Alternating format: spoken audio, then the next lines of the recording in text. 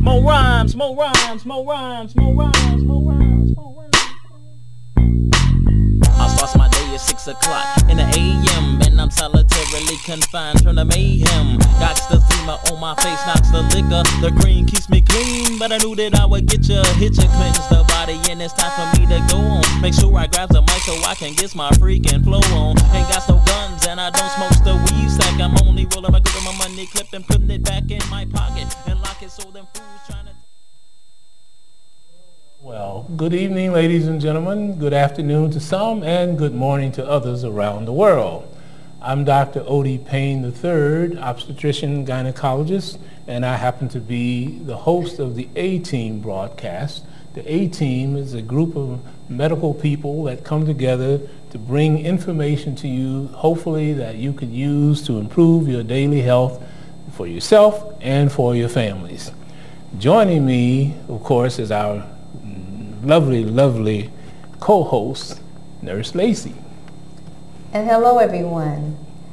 We are the A-Team, and we're going to come with you with a format of current events, major medical subjects of the month, controversial subjects, and medical politics.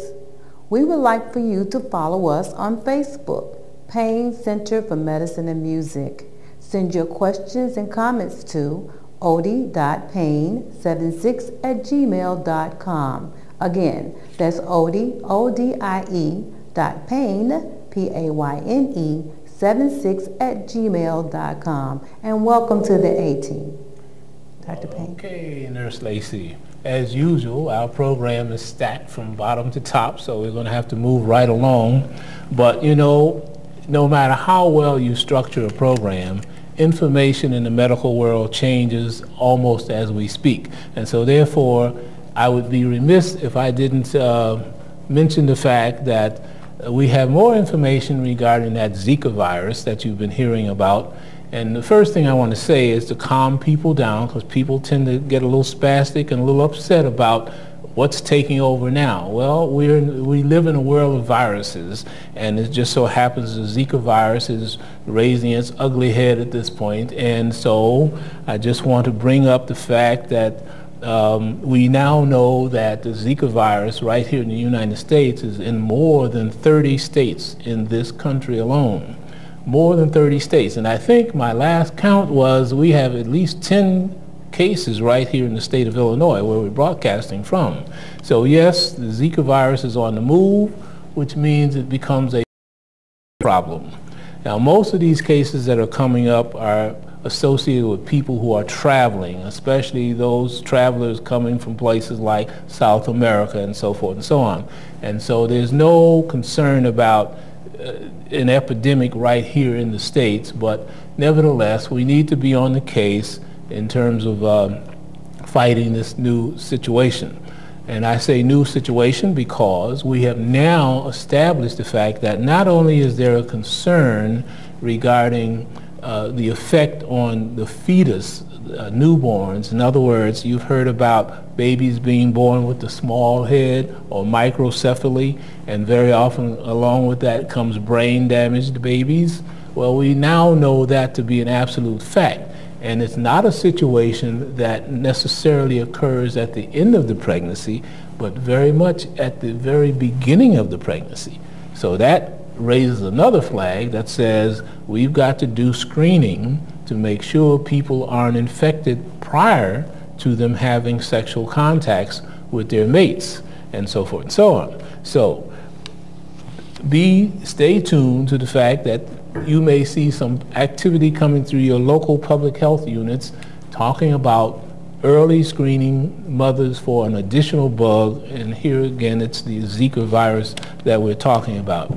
We also know that there are some neurological entities that's coming up in adult people that's associated with the Zika virus as well. So it's not only the new infants, but it's adults. So therefore, it is incumbent upon us, if you think that there are symptoms, you must notify your local physician or your public health people so that appropriate screening can be done and perhaps appropriate support.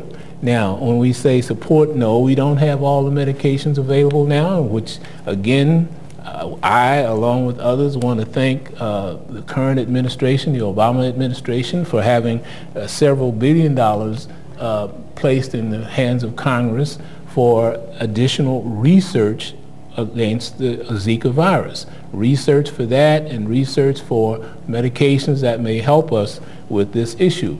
And I want to urge Congress to get up off their rusty dusties and pass the bill so the money can be available for the research. So I think that's essentially all I want to say about that, other than what? Know your mate, because it's an important issue. Yes, we know that the Zika virus can be sexually transmitted, so it's very important that we address that as a public health issue, notifying those who may be at risk to get appropriate screening for the Zika virus. And that's all I want to say about that. Nurse Lacey, I think we are going to step right off talking about what? Know your numbers or something like that? Exactly. It's almost like a game. You know, every show has a game these days, and this is not really a game other than it's a serious game. Okay, so what kind of numbers are we going to talk about today? Well, today we're going to talk about the hemoglobin range for men and women. Hemoglobin? Yes. You know, I think I'm hearing some feedback somewhere. I guess the technician will take care of that shortly. I'm hearing like I'm in an echo chamber somewhere. And it happens, these little technical glitches. But anyway, the hemoglobin. Hemoglobin. So what shall we be talking about in terms of hemoglobin? I think we're going to change your microphone. Get the cameraman to stay on me. We'll change Nurse Lacey's microphone and see if we can do something about it. Okay, I tell you what we'll do. We'll take a quick commercial break, and a guaranteed quick. I want you to come right back here and join us for the A-Team broadcast, okay? 10, 9, 8, and here comes a great short commercial. See you in a minute.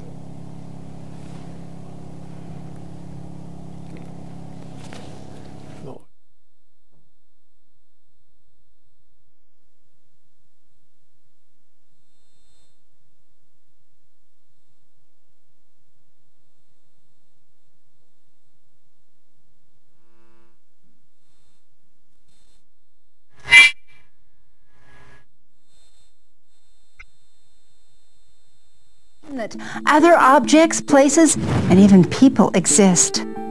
The curiosity generated by this new point of view leads our self-focused friends out into a much wider world, and that leads to disaster. They used to be focused on just themselves, like how their hair was the bomb, or how adorbs their new shoes were. Just hashtagging. Now they realize they can take pictures that capture so much more, and I hate that.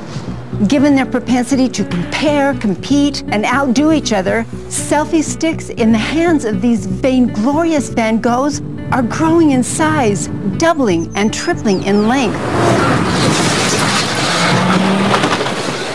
Bigger parties means bigger selfies, which leads to bigger selfie sticks, which leads to bigger selfies, which leads to bigger parties and bigger pizza. This is 2 feet of pizza, man. It's better show up on Instagram. When can we say enough is enough? If you know someone who is gracious enough to share themselves with the World Wide Web over and over and over again, share this video with them. After all, what would we do without your daily outfit updates, complete with duck-faced lips taken in your bathroom mirror? Please warn those you love about the dangers of selfie stick abuse.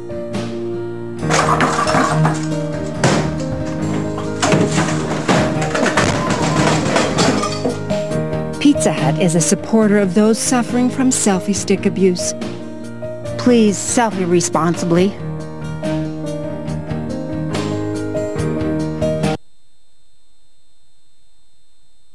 And we're back. Okay, now we're going to do Know Your Numbers. And the number we're going to do first is what? Hemoglobin. Hemoglobin? Yes. Can't hear you. Hemoglobin? Hemoglobin. Hemoglobin, okay. Yes. What? So the range, quote unquote, normal range for men and women, men is 13.5 to 17.5, and for women is 12.0 to 15.5. That's the normal range that we will be working with for men and women. So if the doctor tells you that your hemoglobin is 8, you're in trouble. you're in trouble? Correct. Okay. Does that mean you need a blood transfusion maybe? You may. Yeah. That's why. Just increasing iron and iron intake, foods high in iron and fiber will not be enough. Yeah. So otherwise, what kind of food might we be talking about? Green leafy vegetables and carrots and stuff like that. Green leafy vegetables and Yes. carrots. Okay. Very good. All right. What other numbers are we talking about? We will be talking about A1C. A1C. It should be at least less than 7. Less than 7? Correct. Okay, less than 7 hemoglobin A1C. Why is that? Any idea? Well, you know what? The hemoglobin A1C is not a new issue, but it is an issue that many people are not accustomed to hearing. But the hemoglobin A1C issue is one whereby if the doctor can tell you that your hemoglobin A1C is 7 or below, it kind of implies that your level and maintenance level of your diabetic status is in pretty good shape. Because obviously when we're diabetic, and it can be a devastating issue. We just lost a very prominent radio broadcaster right here in the city of Chicago, Mr. Doug Banks, and it was a situation, a young man passing away from complications associated with diabetes, 57 years old, I believe he was, and it's just an atrocious situation, but we can manage diabetes a lot better than we used to, and that we want to bring up the issue of making sure that you get normal, regular screening by your healthcare providers wherever you live regarding this issue of elevated blood sugars, diabetes. That can be handled. Now, the technicians are going to bring up on the screen in just a second, because the next thing we're going to talk about is cholesterol. Cholesterol, the boogeyman cholesterol. And I call it the boogeyman because we always get upset when people say, well, my cholesterol is really high because I'm on this very bad diet, and we know that cholesterol. Well, you know, many years back, there were some big studies done on cholesterol, in fact, and unfortunately, a certain amount of that information that came out of those medical studies were true, but then again, cholesterol all by itself is not really the big killer. Can we have that up on the screen, that first cholesterol issue? Because cholesterol, in fact, is what we call a super duper hormone. It's a super hormone, quite frankly. If you look at your screen right there, over 75%, but at least 75% of cholesterol is a naturally produced substance in your own body. And thank goodness for it, because that cholesterol biochemically is the base chemical for other important hormones for us, especially in men. Base is for the production of testosterone. The testosterone is a big energy builder. It's a big boosting of sexual drive, and certainly it makes us male-like. Testosterone, bodybuilders, testosterone, all built on the substance of a cholesterol molecule. And for women, the mother of hormones, in other words, estrogen, progesterone, estrogen, which helps us make women women-like, a woman-like, contributes to the beauty of a woman. It's an anti-aging issue, and it's just an all-around good thing, because when we start falling low on estrogen and no production of estrogen as a woman gets further along in life, kind of denotes what? Menopause and all of those symptoms that go along with it. So cholesterol is actually a super hormone. And can I have that next one I want to show? And this next one on cholesterol actually is the real negative issue. If the technician can show that for us, It shows a blood vessel. Mr. Technician, can you show us that next slide? That next one is associated with blood vessel that's clogging up. And that's where the bad cholesterol comes into play. The cholesterol products actually coat the blood vessels, and the body's natural antagonism to that is to create a clog, a sludge, literally a sludge. And when that sludge gets into all of the major blood vessels, and especially the minor ones, those are the kinds of things that lead to what? Heart attacks and elevated blood pressure, all the negative things that we associated with cholesterol. So that's about all I want to say about the cholesterol piece, and that'll bring us back to our next issue. Did you say, Nurse Lacey, that we are concerned about things like breastfeeding or controversial subjects? Controversial subjects. Oh, it was controversial subjects. Correct. Oh, I see. So now that gets me on the soapbox again, right? All right. Okay, here we go. I warned you about this. Now listen, ladies and gentlemen, Dr. Payne is extremely impassioned about certain medical issues, and I don't make an excuse for that, but I'm hopeful that my passion will help to drive you, our viewing audience, into a status where you're acutely interested in your health and you do the things that are necessary to help yourself and your families. Well, here again, the social media piece is something that's driving all kinds of industries.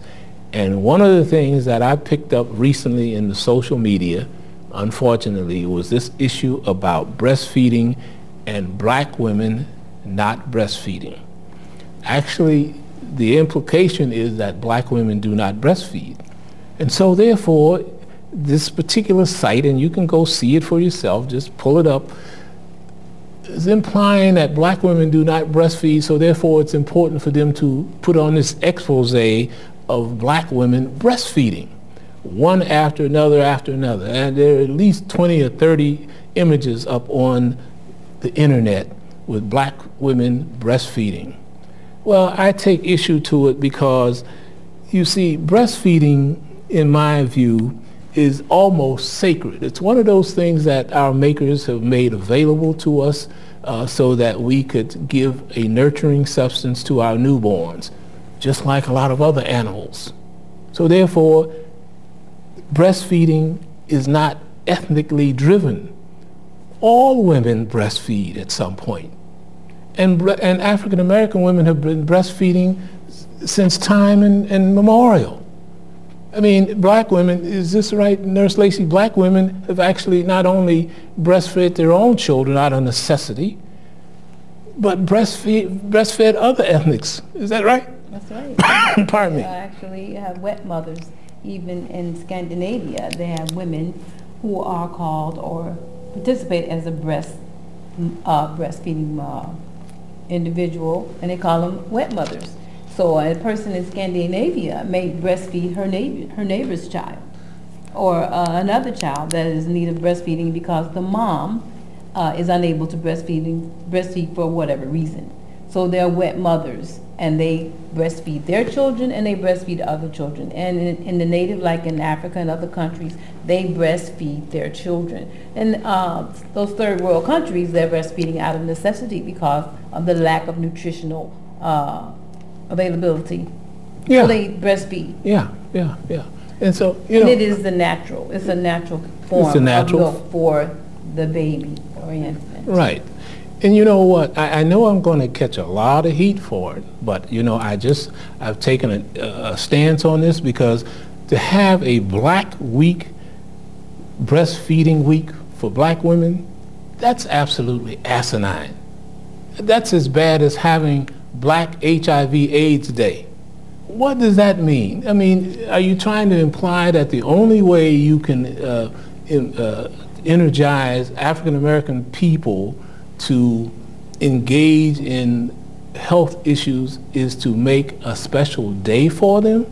I think that's absolutely ridiculous. And I will be on the march to put it down Put it down, put it down. And like I said, I'm sure I'm going to get lots of hate mail from Leche and other kinds of organizations that may be for this. But, you know, we don't say white women's week for breastfeeding.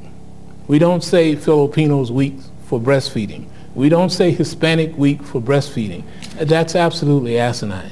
And I'm going to pass it on, because the positive side of this very issue is it gives me an opportunity now to talk about the beauty of breastfeeding.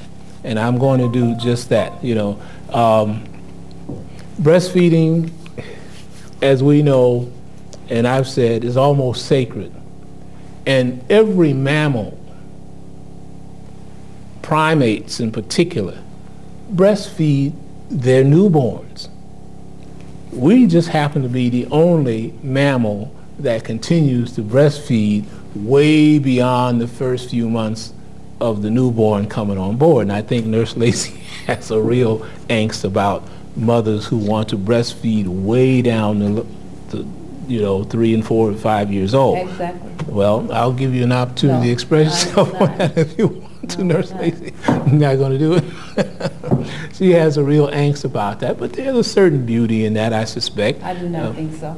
Okay, all right. You need to let your listening audience know why you don't think so. When a child has teeth Uh-huh. and is tearing at meat and eating other foods, it's not necessary to feed a child that's 5 years old, 4 years old, walking around, and that can actually make a sandwich themselves, tugging on a mother's breast, reaching there. No, that's gonna call me. Call you? Because I think that once the child reaches a certain age or when teeth starts to develop, and you're transitioning from breast milk to soft foods to foods that the baby and child can digest. Once the child reaches a certain age, we're walking, like I say, we're walking chemistry lab. That child now digests heavier foods. You don't need to supplement the diet with breast milk at this point. He has teeth, let him use them. And it's not on the nipple. Okay, Nurse Lacey, and you heard it from her. Now, I'm going to be coming up on the next diagram in just a second of the breast, but just let me read this concept of what lactation is about. Breastfeeding, producing milk, by definition, is called lactation. So, and we have lactation technologists and all kinds of people support this issue of breastfeeding. Most of the modern hospitals do have they have nursing groups, right, that do that as well, support mothers and give them information on breastfeeding. I know that in my own personal practice as an obstetrician, of the thousands of babies that I delivered, at least 45 to 50% of those mothers breastfed.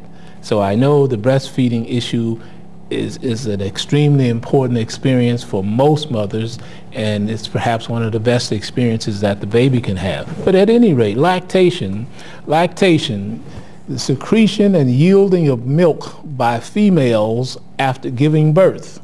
Females after giving birth.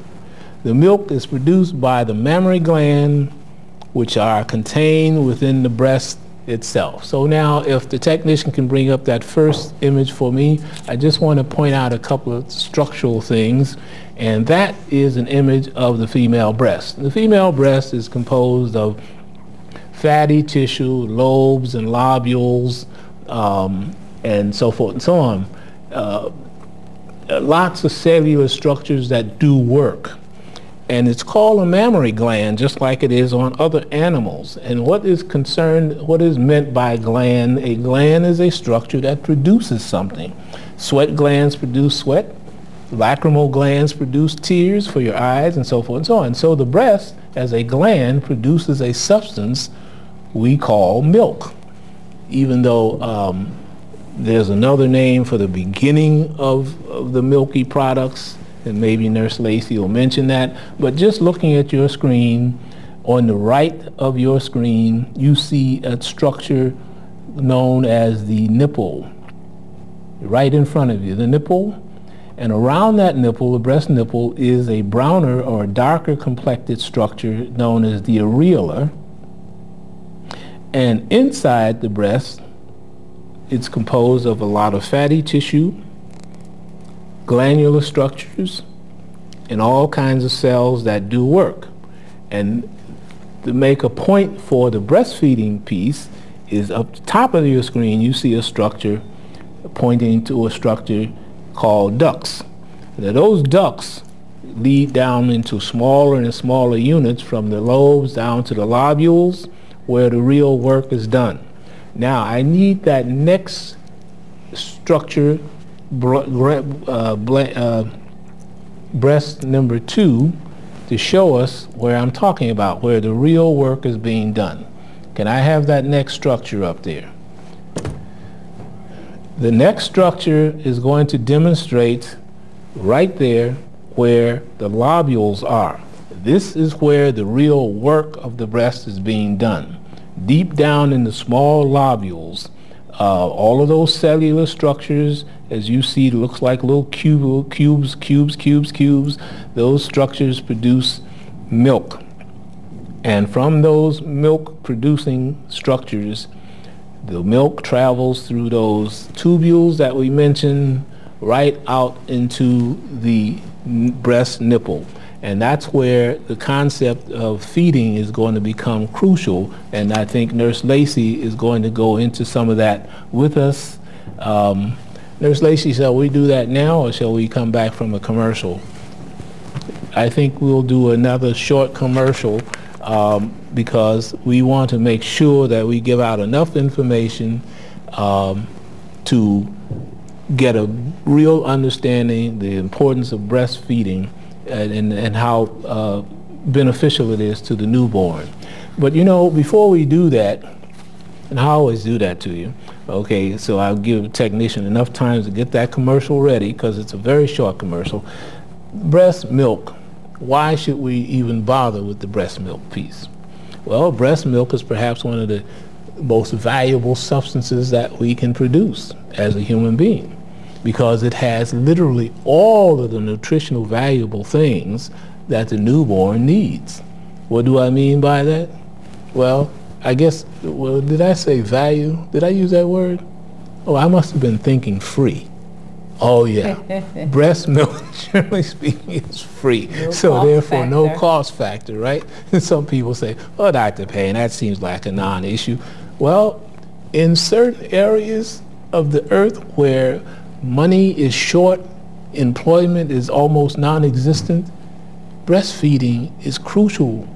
And so therefore, it has to be free.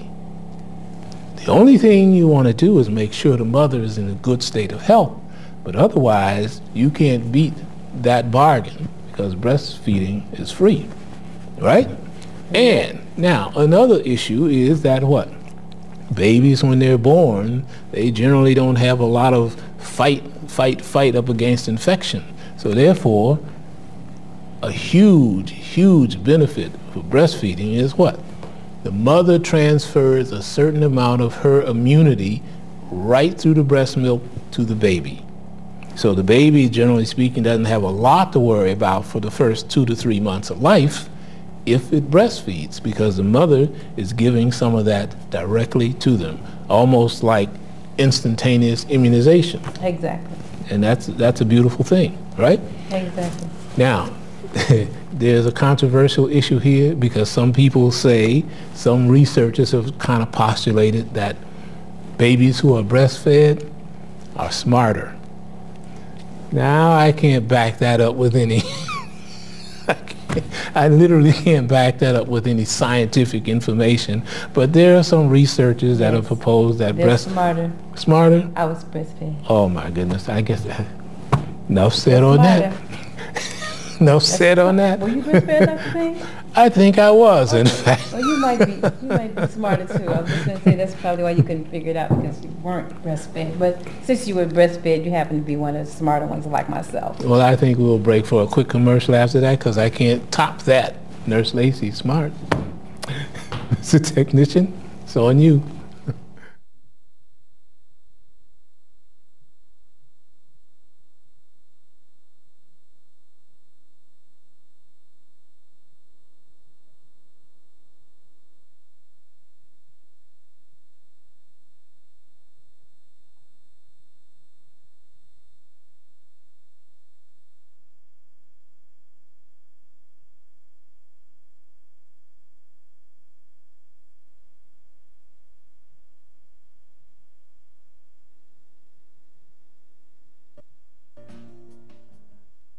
I knew there was something wrong when I saw the police officer creeping up beside me, but I couldn't think of nothing that I had did.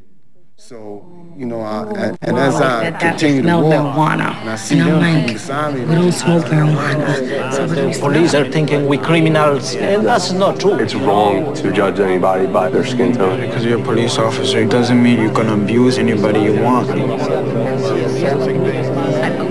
just thank my God, you know, how long can this continue?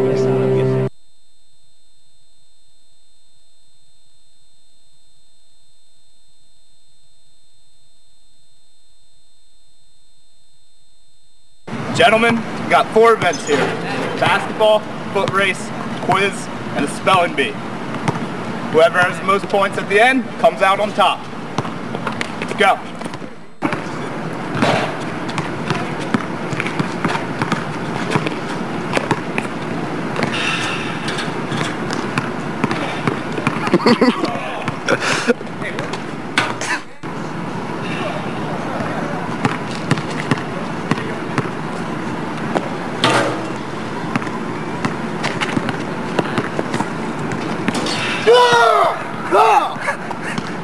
Okay, boys, time for the spelling bee.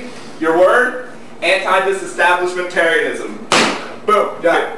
Go. A. U. A. No, you're wrong. Stop. A. No, stop. Okay, A.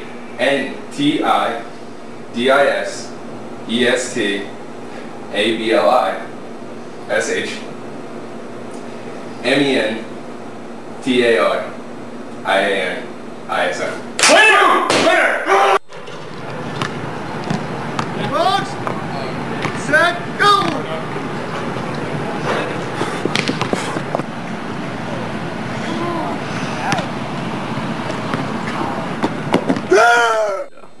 Alright guys, it's the last event.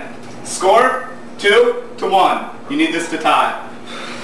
And we're going for the quiz question here. Your question, what is the capital of Pennsylvania? Rhode Island. False. If you answer this right, you tie. Harrisburg. Boys, we have a draw.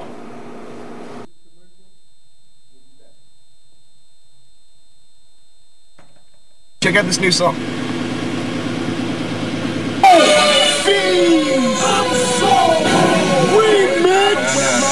This is my jam right here.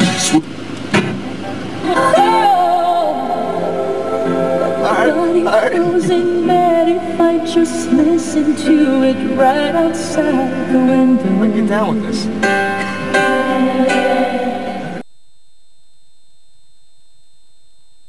Well, now, I did say you were smart, right? I agreed with you? Yes. Okay, so therefore, listening audience, viewing audience, you're going to see Nurse Lacey after I say one more thing. She's going to do a good demonstration for you to show you exactly what you should be doing for breastfeeding. You know, one other benefit for mothers who have delivered a baby, breastfeeding actually helps to get your body back in shape faster. We have absolute evidence that mothers who breastfed tend to lose that weight, that postpartum weight, faster. So that should be an incentive for you to breastfeed. Furthermore, we also know that breastfeeding, whether we understand it's the stimulation of the breast nipple itself, helps to contribute to reducing the amount of postpartum bleeding. In other words, it makes the uterus, or it assists the uterus in clamping down so that the mother's blood loss can be perhaps a little less after delivering the baby. And that's a big positive. Now, breastfeeding, of course, is a family affair. So we want to have daddies to realize that mommies have a super job on their hand when it comes to breastfeeding, because somehow or another, when I give this particular examination, it says Nurse Lacey, who sets the breastfeeding schedule, the baby or the mommy? The baby.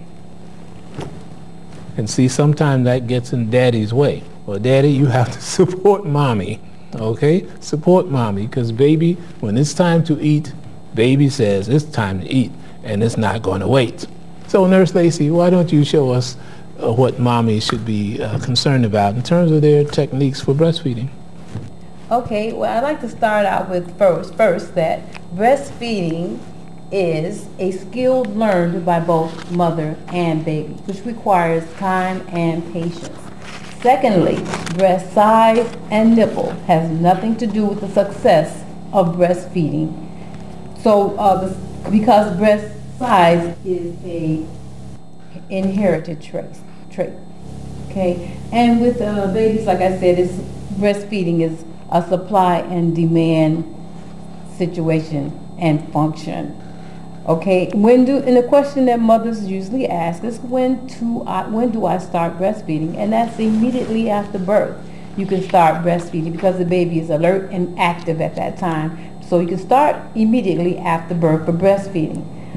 Another concern is what happens during the first few days of breastfeeding. Well, the first few days of breastfeeding, from 6 to 7 days, are quite critical. 6 to 7 days after starting breastfeeding, and the 6th week of the baby's life is very critical because of the demand that an infant puts on the mother for breastfeeding.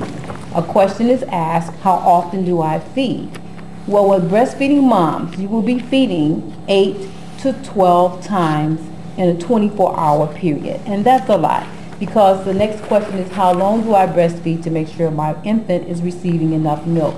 And that would be for 20 to 45 minutes. So imagine the amount of time that it is taking you to breastfeed your child, 8 to 12 times in a 24-hour period, and lasting 20 to 45 minutes each breastfeeding session. So when you're having that, it can create fatigue for the mom at that particular time. So that's like what Dr. Payne said, when dad should come in and probably help with the chores or help with the infant during that time, because of the length of time between the 6 and 7 days and the 6th week of the child's life may be the time period, or most of the time is the time period where the mom might consider stop breastfeeding because of such a taxing session it is on her. It makes her very tired. It takes up a lot of her time. So during that time period, that's when it's a family affair, when dad, mom, sisters, or brothers can help, or family in-laws can help with chores so that the mother can get some rest and some relaxation between breastfeeding. Okay, like I said, 8 to 12 times in a 24-hour period is when this baby's going to feed. So during that time, and that's going to last for the first 2 to 4 weeks. So during that time, mothers, please do not give pacifiers to lengthen the time between breastfeeding. You're going to have to feed the baby through day and night. So for every 3 hours, all the way through the day, through night, in a 24-hour period, you will be breastfeeding. For your sleepy babies, you're going to have to wake the baby up gently. Wake your child up every 3 hours. If your baby is sleeping beyond the 3-hour period for breastfeeding, you will have to wake your baby and feed. And the reason being, when the child is born, 5 to 7% of that birth weight is lost due to excessive fluid, or excess fluid, I should say. So the baby loses weight. Newborns, whether breastfed or bottle fed, should not lose weight. So to ensure that your child is gaining weight, you have to make sure you are breastfeeding every 3 to 4 hours. That is the normal breastfeeding time for a newborn infant. That's a very important point, because, you know, like you said, babies, when they're born, they automatically start to lose weight. And so you can regain that weight by aggressively breastfeeding. And also, you know, you made a point, mothers want to know if the baby is getting enough milk and this kind of thing. It's suggested that you look at those diapers. You look at that urine on those diapers, and if that urine looks like it's very, very transparent or almost like water, then you can rest assured a baby is being hydrated adequately. If that urine looks like it's very dense and very dark colored amber and concentrated, then that's an indication that the baby is running a little low on fluids. Yes, and so as I said, you know, you should make sure that you wake those sleepy babies and make sure that they get adequate breastfeeding every 3 to 4 hours so they can regain the weight loss at birth.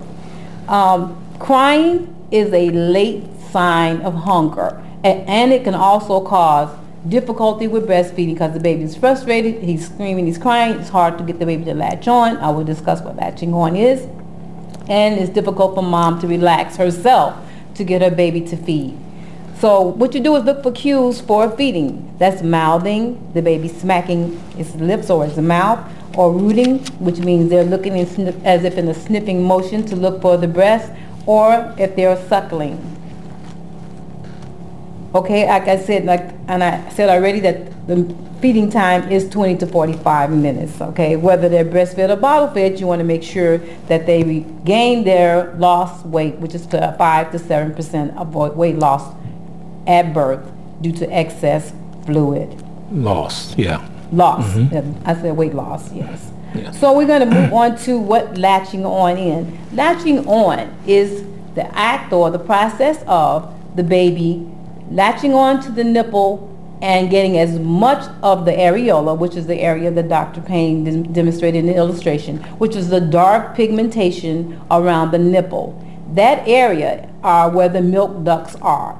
And the milk is coming from those ducts, not the nipple. So mom, don't perceive that the baby sucking on the nipple is getting milk. He or she is not getting milk from the nipple. They're getting it from the areola, the ducts within the dark skin around the nipple. Imagine the nipple as a straw, which is just a conduit for the milk to come through. So if the baby latches onto the nipple, make sure as much of the areola gets into the child's mouth so he can pull and suck from that area. And so he's actually pumping the milk from the nipple into his mouth with the latch on. Proper latch on is when the baby's mouth is latched beyond the nipple and into the areola, and the mouth, the lips of the mouth, the top lips are pointing outward. And the sucking motion is a drawing motion, as in the jaw going down like this, rather than that motion means that this baby is not getting any milk, it's more air. But the jaw movement of going down, the chin going down and up, indicates the baby is getting milk by way of the nipple. And that suction is quite strong, isn't it? Very strong. It's amazing to me. Yeah, it's very strong. Very strong. So once the baby has latched on, and those indications that the baby has a proper latch on, and you can feel the milk pulling from the breast, you want to make sure that the babies are lying properly against your body. So to prevent, and breastfeeding, let me say, should not hurt.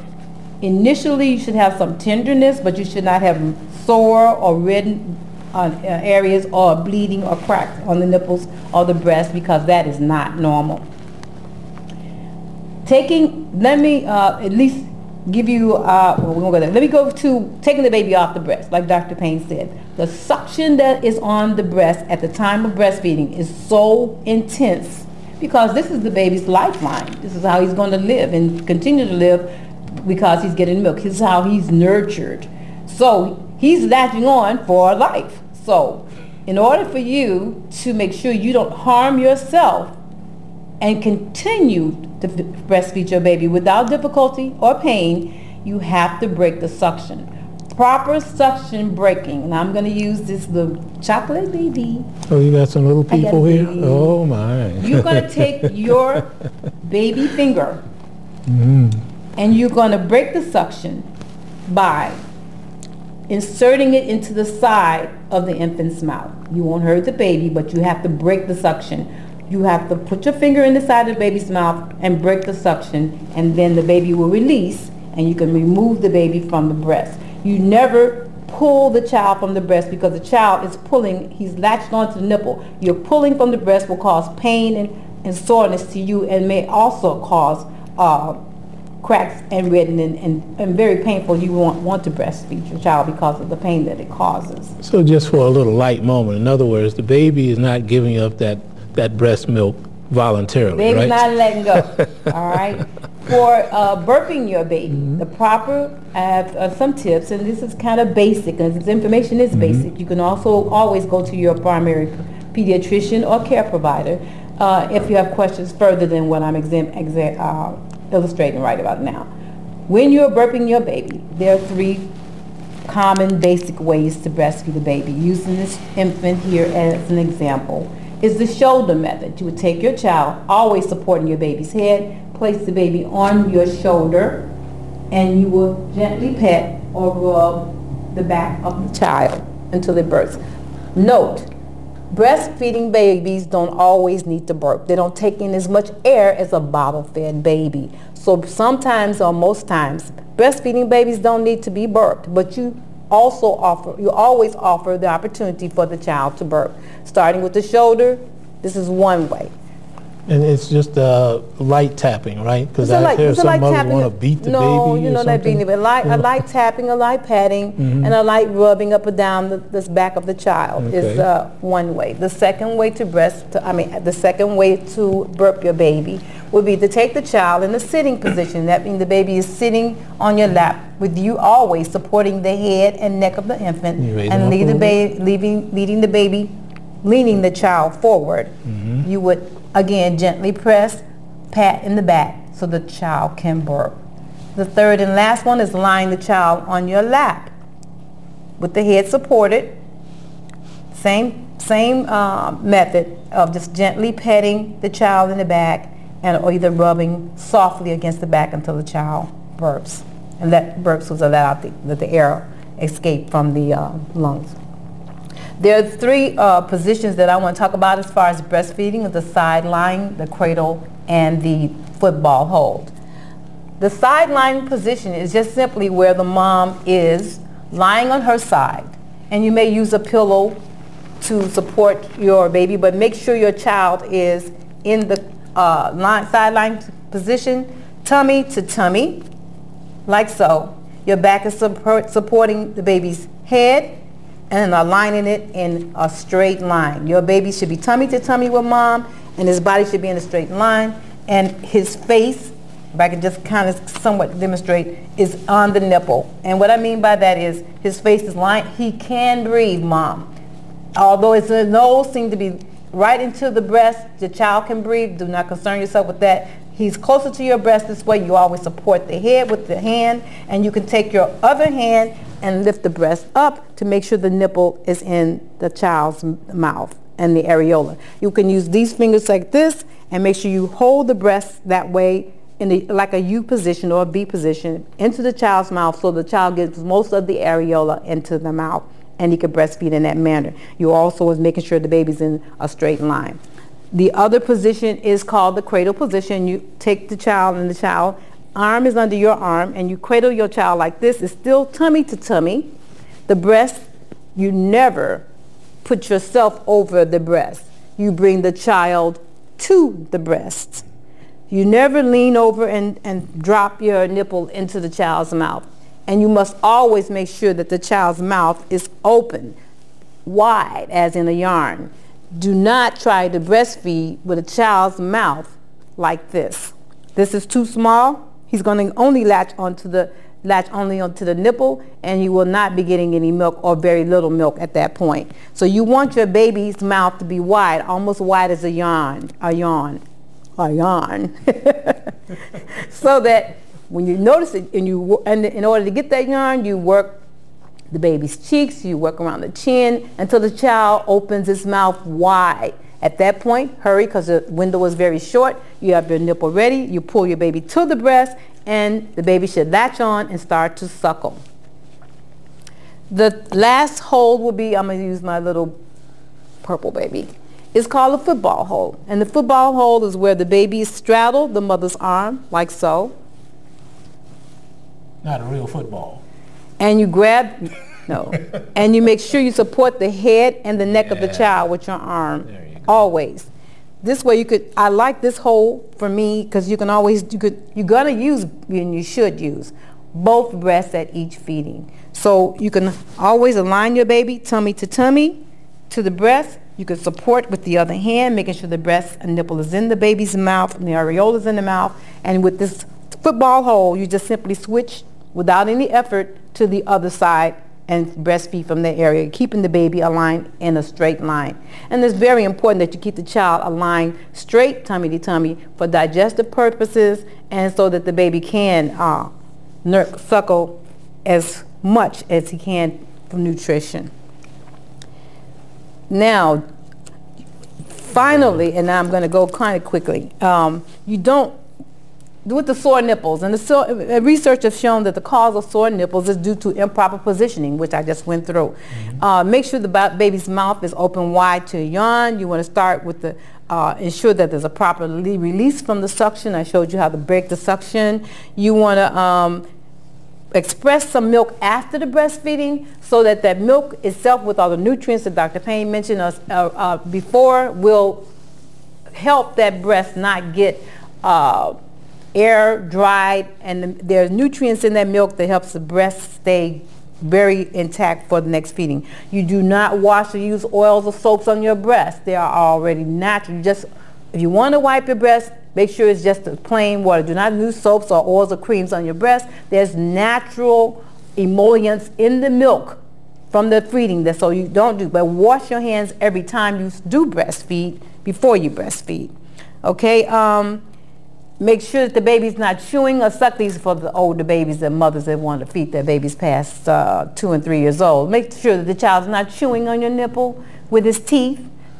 They're for eating table foods. Okay, Nurse Lacey. Now that's what you're impassioned about, and I can appreciate that. And I'm sure the listening audience, the viewing audience, is very happy with what you just brought to them. And well, can I just do mother's nutrition? You strongly should not smoke during breastfeeding. Don't use illegal drugs. Check with your hair care provider before using any medication, because that is transferred to your milk. Do not eat heavy spicy foods, because you're going to wonder why your child is cranky and crying all the time, because that spiciness in the foods that you ate has gone through your milk. And watch your dietary high season foods. Again, check with your pediatrician and your nutritionist about what you should eat that's going to be transferred through to your infant. Medications, illegal drugs, drinking, and smoking. Very good, Nurse Lacey. You said a mouthful, no pun intended. And we're going to be coming up on a commercial break pretty soon. And if the technician will just focus on me for a moment, I just want to reiterate regarding soreness of the breast. We do have a substance that we recommend to mothers who may be having difficulty with breast tenderness, and that's the old-fashioned hydrous lanolin. It's quite available at your Walgreens or wherever you generally pick up your drugs from, legal drugs that is. And the application of the hydrous lanolin will not be of any problem for the baby. In fact, it will make the mother feel better, and ultimately, if mommy feels better, baby feels better. And I think Nurse Lacey, in fact, alluded to this business about breastfeeding and bonding with the baby. It really does help with the bonding of that mother and the baby if she breastfeeds. And it's a beautiful, beautiful thing. It's almost sacred as far as I'm concerned. Breastfeeding, breastfeeding, breastfeeding. And Nurse Lacey did allude to the fact that there should be no use of illicit drugs of any kind while breastfeeding, because if you're going to smoke, if you're going to do alcohol, if you're going to do any of marijuana, cocaine, or any of those heavier drugs, it is a fact that some of those substances will come through the breast milk directly to the baby, So I used to say to mothers who smoke while pregnant, if you smoke while pregnant, then you're smoking for two, because what you smoke, baby gets some of it in the womb. Vice versa, when baby is outside the womb, if you still take in drugs of various types, the baby is going to get some of it, and yes, it can have a very negative effect on the baby. We're going to be coming up on our last commercial, after which Nurse Lacey will do a fine job for us in ending our programs. And I know that we run a little long sometimes, but there's so much information to be given out, and I I'm impassioned, so I have to do what I have to do, and that's to bring information to you, and hopefully that you will appreciate it. And if you have something you want to say to us, you can always contact us at this beautiful studio at StarPlanetTelevision.com, run by Mr. W.L. Lillard, and we are very thankful that he gives us this opportunity to bring you this kind of programming. Now, I usually have a very short time that I'm going to talk a private kind of conversation with you. I'm going to shorten that considerably this time because we literally have run out of time. But as you know, the politics of the A-Team is we cover everything, whether it's from abortion to everything. And so therefore, what I'm going to say briefly, the politics of abortion is another one of those things that rubs me wrong. Every political cycle, every cycle, the abortion issue comes up, and it seems to be like a barometer to determine whether a person is qualified to run for office. And so we're here in America, we're seeing that at our top level, people running for president in this country having very negative things to say regarding women's health. And the abortion factor is one of them. Now, I'm not going to get at you whether you're pro or con, whether you're pro-life or whether you believe in, they want to say you believe in infanticide or even genocide if you terminate a pregnancy. But that's a woman's choice. So we have pro-choice issues that we have to deal with. We have issues that are so emotional to people until they actually threaten their doctors. And so Mr. I'll just call him Mr. T this time because I don't want him coming after me because I put him on the spot because he is the one running for president who alluded to the fact that doctors should be prosecuted for participating in abortion activity. Well, abortion activity, it's like any other commodity. There's a demand for it, there's a need for it. All of us who are obstetrician gynecologists, such as myself, actually trained in the function of termination of pregnancies, especially when the mother's life may be in jeopardy. So therefore, it's not a bad thing that we know how to do it. I've never decided to do it to make a living from it, but there are other clinicians who have the right and have determined that they will make a living from doing that. But they could not make any living from doing that if there were no choices being made by women who do wish to terminate. And let me just say, we're talking about terminations, and you may ask the question, well, what do you mean by terminations? What levels? Well, we know that there are first trimester abortions from 0 to 12 weeks, and there are second trimester abortions from 12 weeks to 16 weeks, and then there are late term abortions from 16 weeks perhaps all the way up to 26, 28 weeks along in the pregnancy. There are people who have no emotions about first trimester terminations because it's termed, well, the mother hasn't felt the baby move, except maybe to see a baby on ultrasound, so therefore they don't believe life is actually in motion at that point, and it is. Second trimester terminations, 12 to 16 weeks, clearly baby is moving about. Baby has all it's going to ever have in terms of development of limbs and brains and so forth and so on. Everything matures from that point on. So second trimester terminations, which are a little bit more dangerous than first trimester terminations, they're available for those mothers who want to seek that. And should those mothers be able to make that choice, here again, it's pro-choice if you're pro-choice.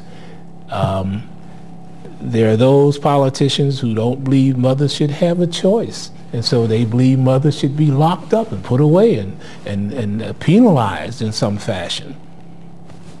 I have a problem with that approach. Late-term abortions from 16 weeks, perhaps all the way up to 26, 28 weeks along in the pregnancy, clearly you have a baby there that's moving and doing all the things that babies do for the most part. And yes, the procedure is considerably more gruesome in terms of terminating those kinds of pregnancies. But there are mothers, for whatever reason, have chosen to go that route. Should they not be given that right? Well, it's debatable, but nevertheless, to propose that a mother should be penalized and propose that a doctor should be fined and thrown in jail and penalized, I think is absolutely outrageous. And yes, you heard it from Dr. Payne all the way up to those who are running, the front runners, the Republican Party in particular. You heard it from Dr. Payne. So now we're going to go to a quick commercial, and I want to thank all of you for tuning in to see our program this time, and we will see you in about 2 to 3 weeks for our next programming, and Nurse Lacey will take us out. By the way, I guess you should contact us at odie.payne76@gmail.com, or you can join me on my Facebook at Payne Center for Medicine and Music. That's where I get a lot of you sending me information, and I'm getting information from the Philippines, from Africa, from all over, which I appreciate dearly. And just continue to watch us, continue to tune in, and if you want our personages here at this station to create additional sponsorships for us so that we can perhaps come to you more frequently, you should let them know that. You have a choice. Ladies and gentlemen, it's been a pleasure. Nurse Lacey's, it's been a pleasure for her, I'm sure, and she's going to show you that with a rather impassioned, bluesy type thing right after this commercial. See you next time.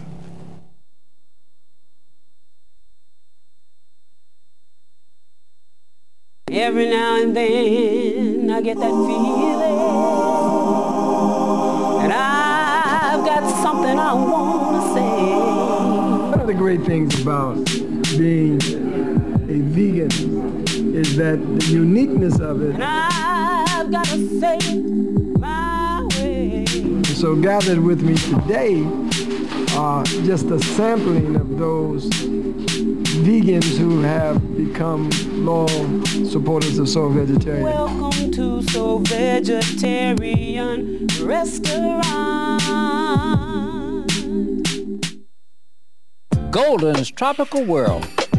Come to Golden's Tropical World for tropical fish of all sizes, colors, and types, and other small animals like iguanas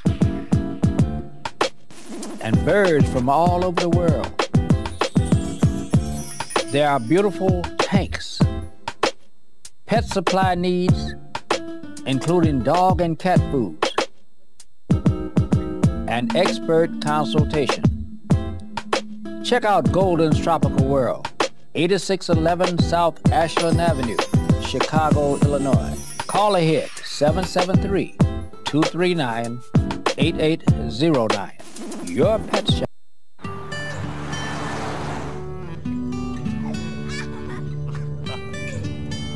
They say that when you're facing extreme danger, your life flashes before you.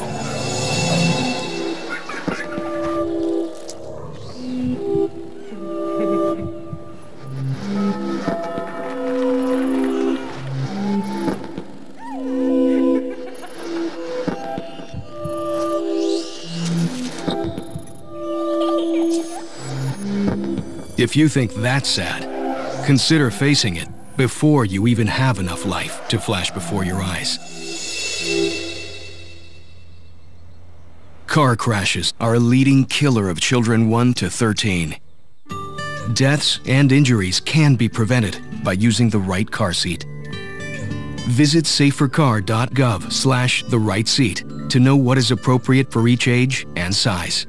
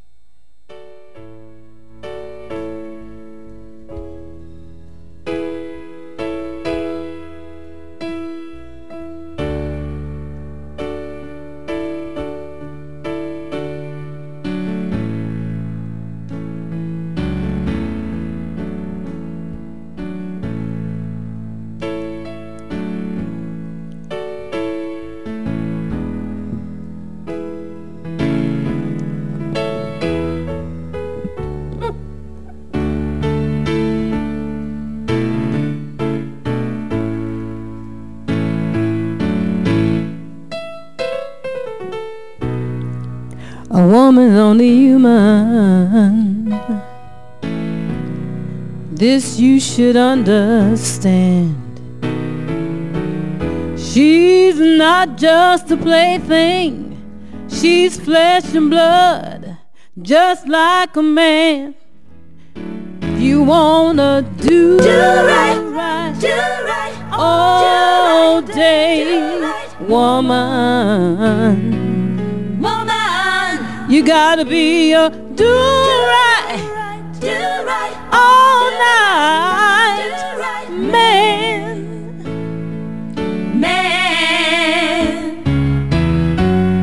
They tell me this is a man's world,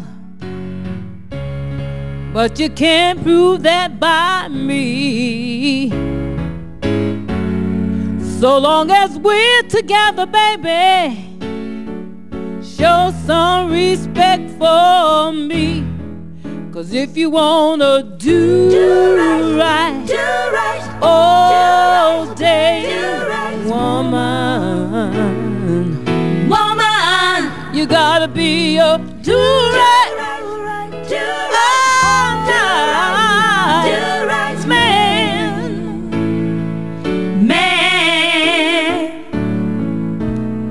A woman's only human. This you should understand. She's not just a plaything. She's flesh and blood, just like a man. So if you wanna do right all day, woman, you gotta be a do-right. Why don't you all night man? You gotta be a do-right all night man. Until next time.